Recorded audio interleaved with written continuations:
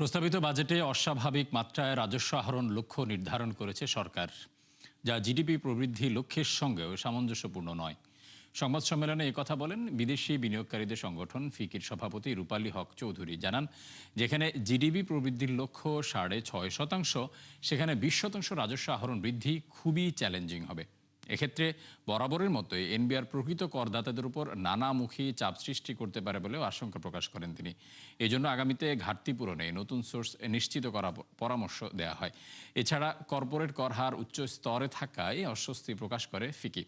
সংগঠনটির মতে সিগারেট, কোমল পানীয় জাতীয় পণ্যে কর বাড়ানো ঠিক হয়নি, তবে মূল্যস্ফীতি কমানোর পাশাপাশি সরাসরি বিদেশি বিনিয়োগ আকর্ষণে বাজেটে ইতিবাচক প্রতিশ্রুতি থাকার সরকারকে সাধুবাদ জানানো হয় সংবাদ সম্মেলনে।